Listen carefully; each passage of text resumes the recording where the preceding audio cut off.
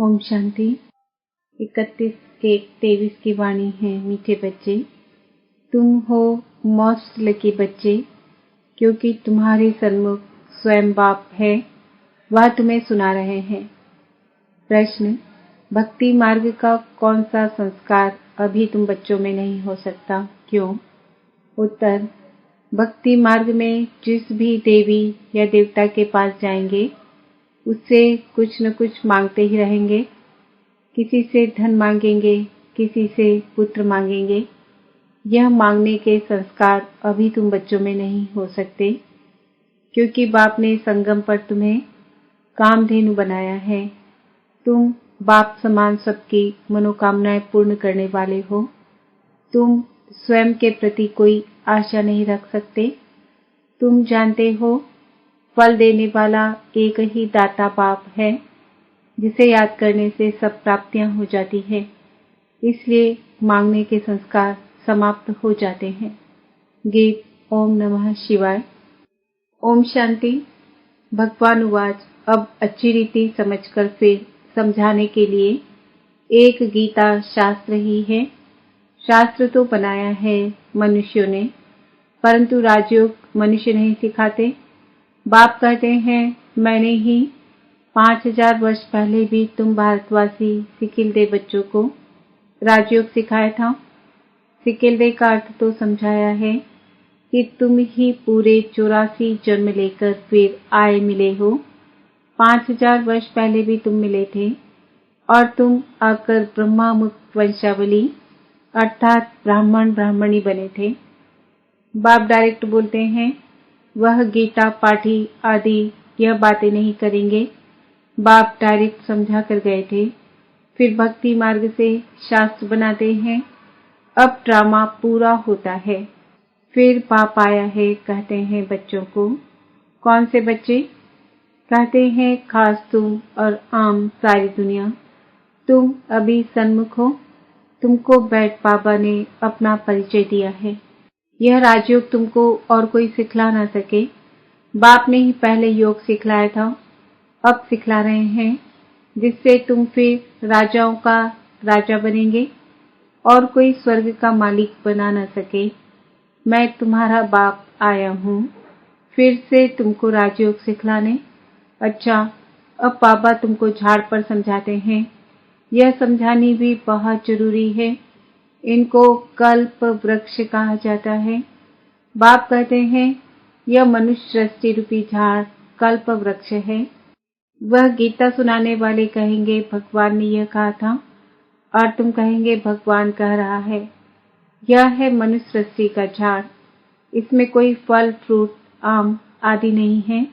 उस फल फ्रूट का झाड़ जो होता है, उनका बीज नीचे, झाड़ ऊपर में होता है। इनका बीज ऊपर और झाड़ नीचे है। कहते भी हैं, ईश्वर ने हमको पैदा किया है, अर्थात बाप ने बच्चे दिए हैं, बाप ने धन दिया है। बाबा आप हमारे सब दुख दूर करो। बाबा बाबा कहते रहते हैं। लक्ष्मी नारायण के आगे जाते हैं, उनसे भी मांगते हैं, महालक्ष्मी हमको धन दो। यह सब मांगने के संस्कार हैं। जगत अम्बा से कोई पुत्र मांगेंगे तो कोई कहेंगे हमारी बीमारी दूर करो।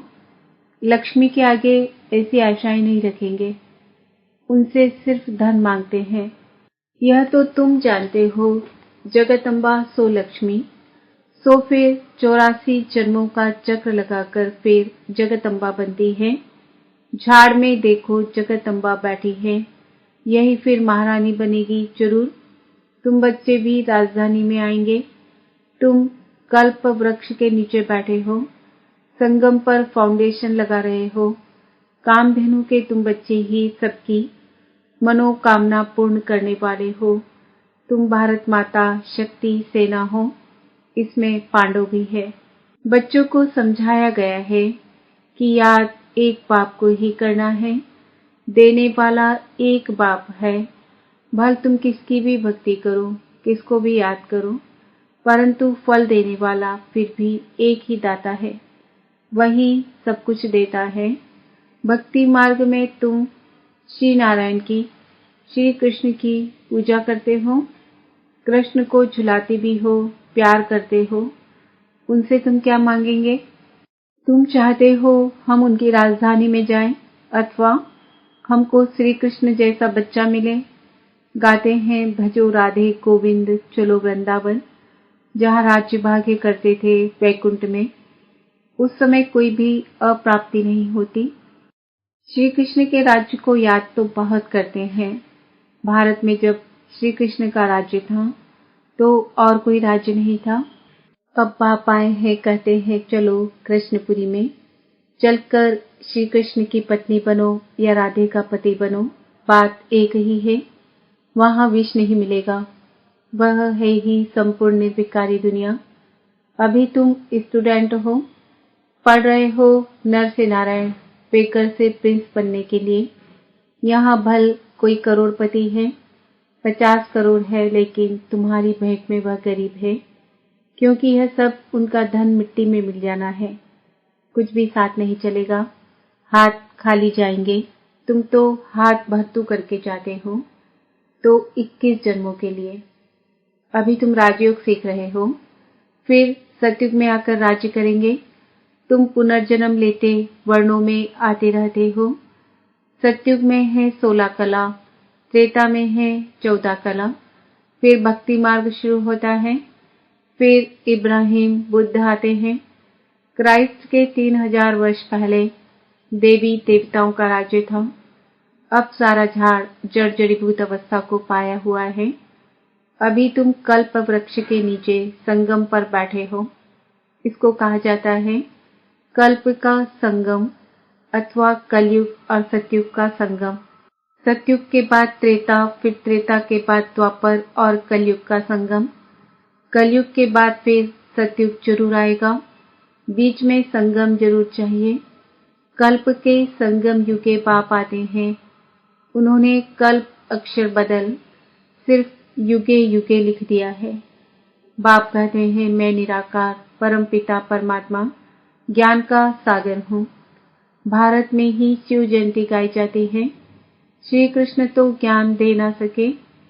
तुम कहते हो हम स्वर्ग में श्री कृष्ण के साथ मिलेंगे। बाप कहते हैं भक्ति में श्री कृष्ण का साक्षात्कार मैं तुमको कराता हूँ। कृष्ण जयंती पर बहुत प्रेम से उनको झूला झुलाते हैं, पूजा करते हैं। उनको जैसे सच सच श्री कृष्ण दिखाई पड़ता है। साक्षात्कार होगा, कृष्ण का चित्र होगा, तो उनको भी उठाकर भागी पहनेंगे। भक्ति मार्ग में मैं ही मदद करता हूँ। दाता मैं हूँ। लक्ष्मी की पूजा करते हैं। अब वह तो है ही पत्थर की मूर्ति, वह क्या देगी? देना फिर भी मुझे ही पड़ता है। साक्षात्कार भी मैं ही कराता हूँ। यह भी ड्रामा में नून है। जैसे कहते हैं परम पिता परमात्मा के हुक्म से पत्ता पत्ता हिलता है, क्योंकि वह समझते हैं पत्ते पत्ते में परमात्मा है। क्या परमात्मा बैठ पत्ते को हुक्म करेगा क्या? यह तो ड्रामा बना हुआ है। अभी तुम जैसी एक्ट कर रहे हो, वह कल्प के बाद भी तुम ऐसे ही करेंगे। जो कुछ शूटिंग में शूट हुआ वही चलेगा, उसमें कुछ फर्क नहीं पड़ सकता। ड्रामा को भी अच्छी रीति समझना है।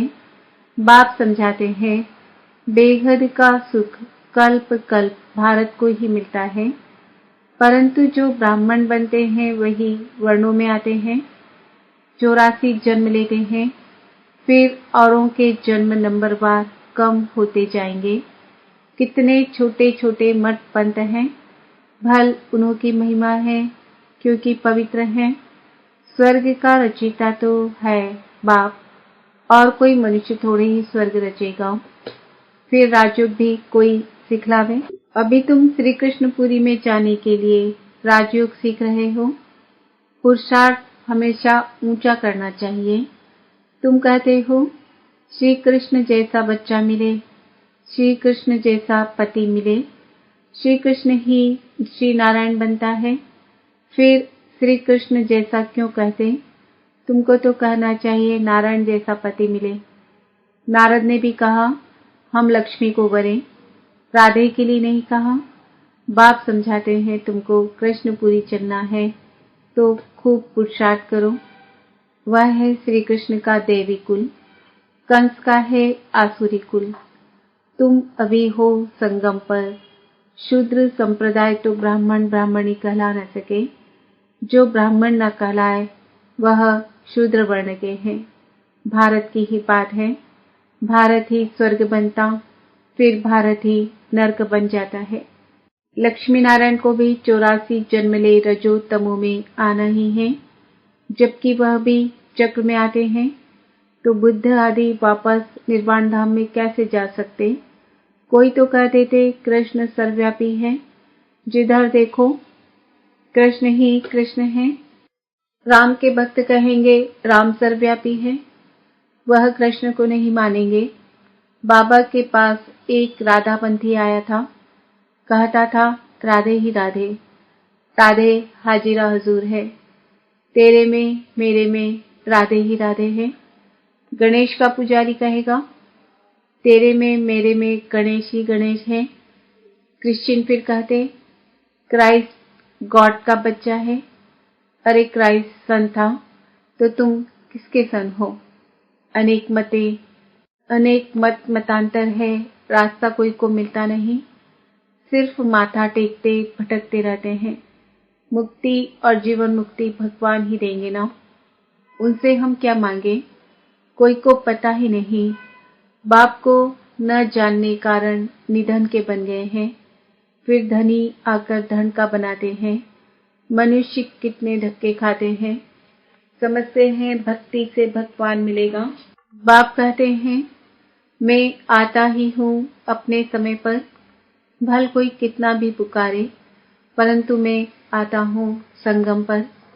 एक ही बार भारत को स्वर्ग बनाए, सबको शांति में भेज देता हूँ। फिर नंबरवार अपने अपने समय पर आते हैं। जो देवी देवता थे वह भी सब आत्माएं बैठी हुई हैं। फिर से अपना राज्य भाग्य ले रहे हैं। अभी तो देवी देवता धर्म ही नहीं है। सब अपने को हिंदू कहलाने लग पड़े हैं। ड्रामानुसार फिर भी ऐसा होगा। जो कुछ हो चुका है वह फिर रिपीट होगा। फिर ऐसे हम चक्र में आएंगे, इतने जन्म लेंगे। हिसाब निकालो, हर एक धर्म वाले पीछे कितने जन्म लेंगे। झाड़ पर समझाना बहुत सहज है। आप ही मनुष्यों पर टच होगा कि कोई की प्रेरणा से यह विनाश ज्वाला की तैयारी हो रही है। यूरोपवासी यादव बॉम्ब्स बनाते हैं। वह भी कहते हैं हमको कोई प्रेरणा देने वाला है। हम जानते हैं कि इससे हम अपने ही कुल का विनाश करते हैं। न चाहते हुए भी यह मौत का सामान बनाते हैं। धीरे धीरे प्रभाव पड़ेगा। धीरे धीरे जाड़ बढ़ता है ना। कोई कांटे से कली, कोई फूल बनते हैं। कोई कोई फूलों को भी तूफान लगता है तो मुरझा जाते हैं। बाबा ने कल्प कल्प कहा था आशीर्वाद सुनंती कथंती। अब फिर बाबा खुद कह रहे हैं हमारे पास आवंती। ब्रह्मा कुमार कुमारी बनंती कथंती। फिर भी ओहो मम माया अच्छे अच्छे बच्चों को खावंती। आगे चलकर देखना कैसे अच्छे अच्छे बच्चे भी खत्म हो जाते हैं। जो पास्ट हो गया सो फिर अब प्रेजेंट में बाप समझाते हैं। फिर भक्ति मार्ग में शास्त्र बनाएंगे। यह ड्रामा ऐसा बना हुआ है। अब बाप आकर ब्रह्मा द्वारा सभी वेदों शास्त्रों का सार समझा रहे हैं। जो धर्म स्थापन करते हैं उनके नाम पर ही शास्त्र बनाते हैं। उसको धर्म शास्त्र कहा जाता है। देवी देवता धर्म का शास्त्र एक ही गीता है। हर एक धर्म का एक शास्त्र होना चाहिए। श्रीमद् भगवत गीता ठीक है। भगवान उवाच है। भगवान ने आदि सनातन देवी देवता धर्म की स्थापना की। यह है सबसे प्राचीन धर्म। हर एक धर्म का अपना अपना शास्त्र है और पढ़ते रहते हैं। अभी तुम देवता बनते हो लेकिन तुमको शास्त्र पढ़ने की दरकार नहीं। वहां शास्त्र होता ही नहीं। यह सब खत्म हो जाएंगे। फिर गीता कहाँ से आई? द्वापर में बैठ मनुष्यों ने बनाई। जो गीता अभी है, फिर भी वही गीता खोज कर निकालेंगे। जैसे कल्प पहले बनाई है, वैसे फिर यह शास्त्र बनेंगे। भक्ति मार्ग की सामग्री बनती ही जाएगी। बाप समझाते हैं, सिकिलते बच्चे, मुझ बाप की श्रीमत पर चल श्रेष्ठ बनो। तुम अभी संगम युग पर राजयोग सीख रहे हो, जबकि कलयुग को सतयुग बनाना है। उन्होंने कल्प की आयु लंबी बताए सभी को घोर अंधियारे में डाल दिया है। मनुष्य तो मुझे हुए हैं। ड्रामानुसार तुम बच्चों को ही बेहद के पाप से बरसा लेना है। बाबा ने बहुत युक्तियां बताई हैं। सिर्फ बाबा को याद करो, चार्ट रखो। भोजन बनाने समय भी याद करो। भोजन बनाने समय पति बच्चा याद पड़ता है, तो शिव बाबा क्यों नहीं पढ़ सकता? यह तुम्हारा काम है। बाबा बुद्धि की सीढ़ी देते हैं, फिर चढ़ो न चढ़ो, यह है तुम्हारा काम। जितना याद करेंगे उतनी सीढ़ी चढ़ते जाएंगे, नहीं तो इतना सुख नहीं मिलेगा। अच्छा, मीठे मीठे सिक्किल दे अर्थात 5000 वर्ष के बाद फिर आए मिले हुए बच्चों को नंबरवार पुरुषार्थ अनुसार माता पिता बाप दादा का याद प्यार और गुड मॉर्निंग। मीठे मीठे रूहानी बाप का रूहानी बच्चों को नमस्ते।